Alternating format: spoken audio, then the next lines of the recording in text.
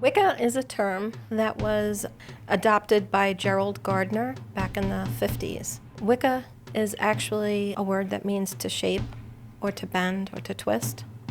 And he felt that that would be a good way to describe the people who were doing the shaping and twisting and bending of manifesting of their lives and their realities. And it's a spiritual religion. It's not just about magic. Wicca is the spiritual aspect of this path. There's magic also, which is the craft, and that's what Hollywood focuses on. And it's so much more than that. It's such a beautiful way of life. Wicca is a nature-based religion that embraces all types of life, and it's about love, and it's about empowerment. And learning, ask, talk to us. Talk to the people who are open, and we'd love to share the information about it. It's a friendly, beautiful path, and we're always looking to teach. When you look at the Hollywood image of the witch, you either have the witch from Wizard of Oz, green, warts, scary, out to harm and kill and torture and all that kind of stuff, or you have the scary old lady in the woods and who eats children and just abducts people. It's just...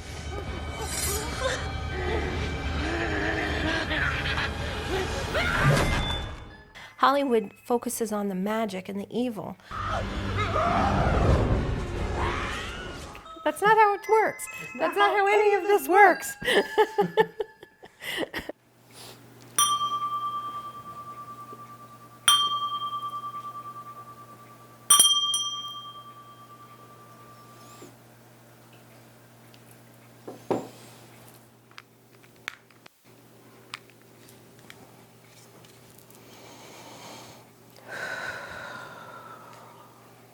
Do we do magic? Yes. Do we do magic by shooting energy out of our fingertips? Not all the time. We don't get the lights and the sparkles. I've been trying that, it just hasn't happened yet. Our path is about manifesting change in our life. It's making our life better. It's about helping others. It's about honoring the divine in others, in ourselves. My story begins when I was like 4 years old. I thought that everybody had lived prior to the life that we were living at that time. I didn't realize that people didn't believe that. It was just something I was really fascinated from 4 years old on. I was really fascinated with witches.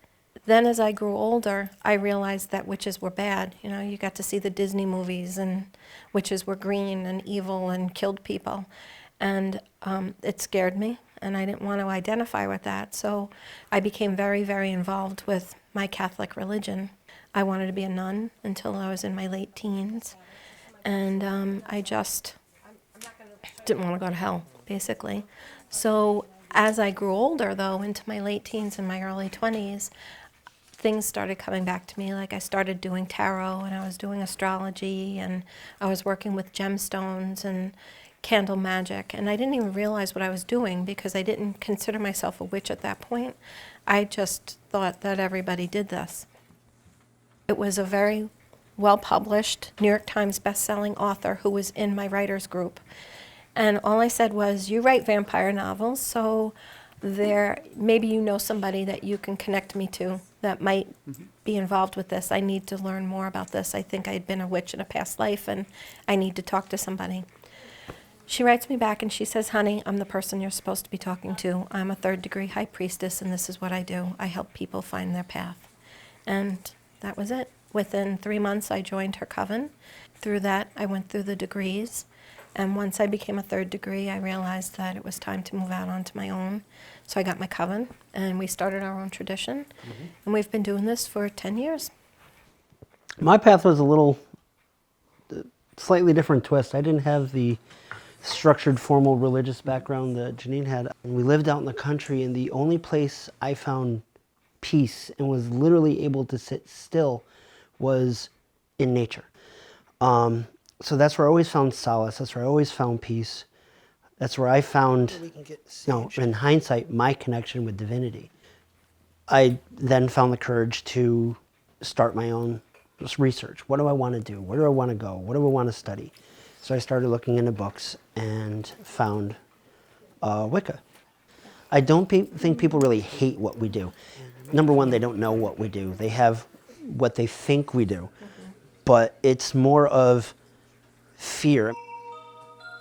I sort of think of some chants, maybe some weird, like what he was saying, stirring of pots. Plus magic, plus Satanism almost, but not direct Satanism. It's interesting, but it's They're like, they believe in this other sort of form of religion and God, and they're like, this is sort of them like going crazy and going out of their mind, like they're tricking themselves to believe in something. I've been to a ritual. It's kind of peaceful in a way. We have, in the last few years, been actually recognized as a real religion. Our servicemen and women who are pagan are now being recognized as pagans. That counts. And can put their symbol on their tombstone. On their tombstone.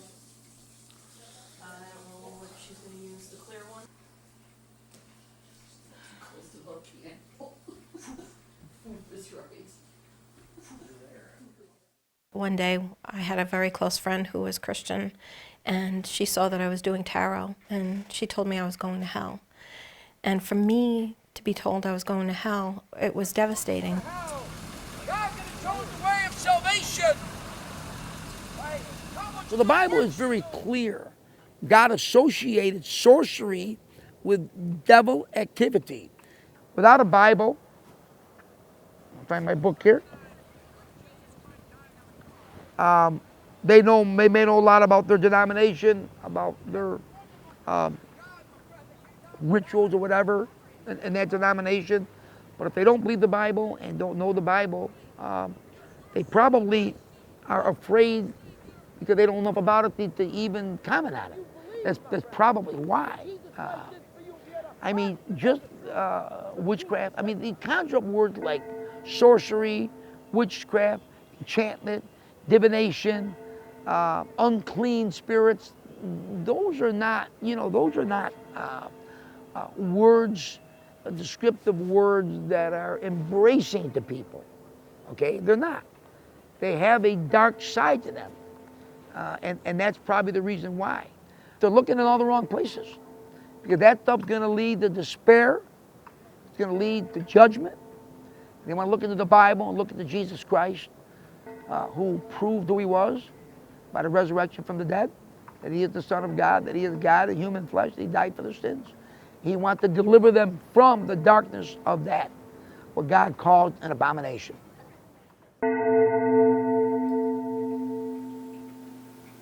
Thought, thought, thought.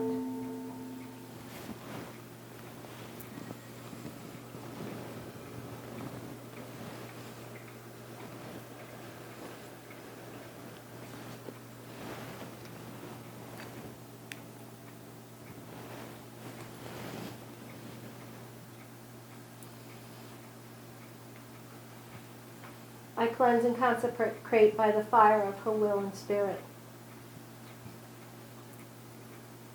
Action, action, action.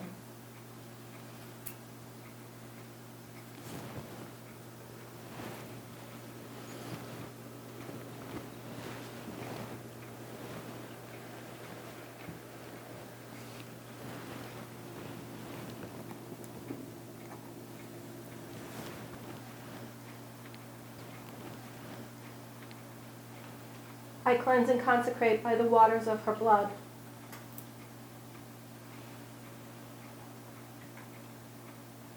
Experience, experience, experience.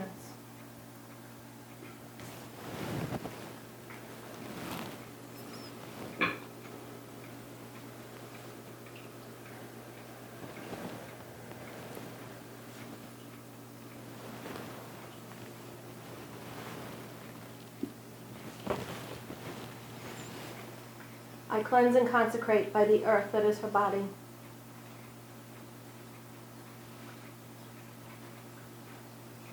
Form, form, form. to fill a void, there must first be a void. So you must make the opening, and literally you have to open the door to let it in. But if you're too closed off and scared, no matter what happens, it's not going to come in.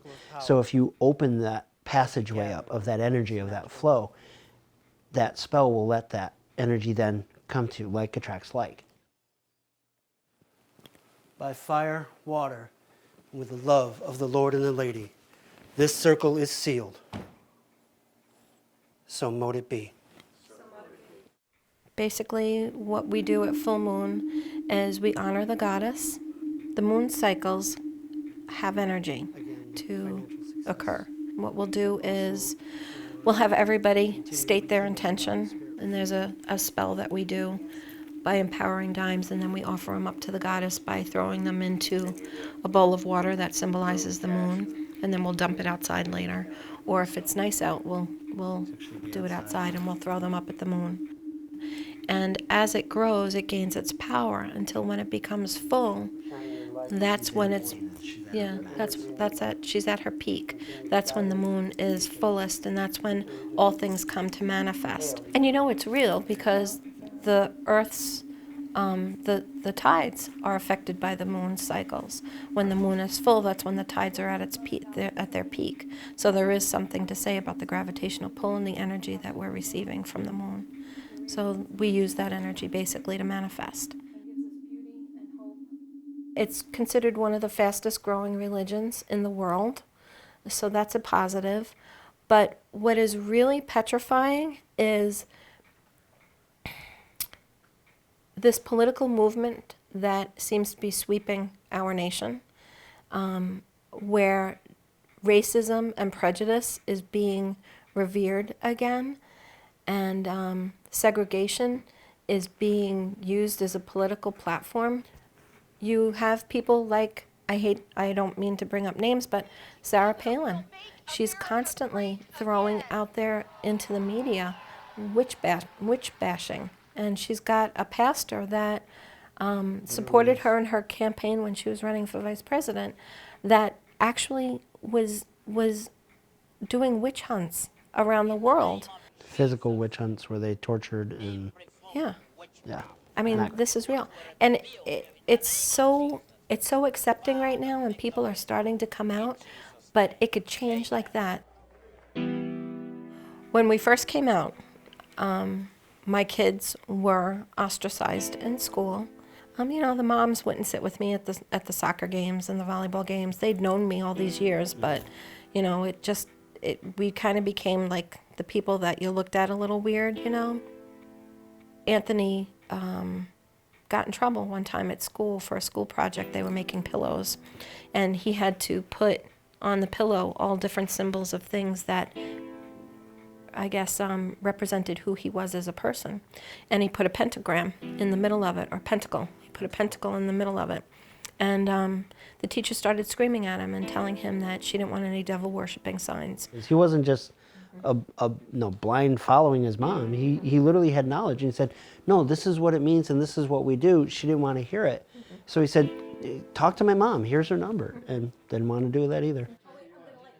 But since then, we've the community has really embraced us. Yes. They remembered who we were. We do fundraisers for cancer survivors, and we do fundraisers for houses that have burned down, like people who lost their homes. Mm-hmm. We've done lectures for the local book clubs and the garden clubs. We volunteer our time at the high school for their lockdown and their proms, like we'll do tarot readings. One of the main concepts of our path is all life is sacred. So, yeah, I mean, you'll see a lot of people worried about the earth and worried about the animals, but we're also worried about the people. I mean, we're here to help each other. We get out there into the community to let them know that we're here. They can come to us if they need counseling. They can come to us if they need help with something, that there isn't just one alternative to go to. And the way to do that is by letting people know that we're here, by being active in the community.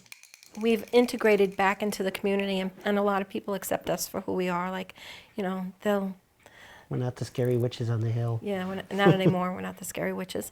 And that's what we want. We want it to become another way of life, not a scary way of life, but just something else that's out there. Another option. And the only way that we're going to do that is by educating people and letting them know we're here. And we're not going away. And they're not going to scare us into submission or hiding. This is it.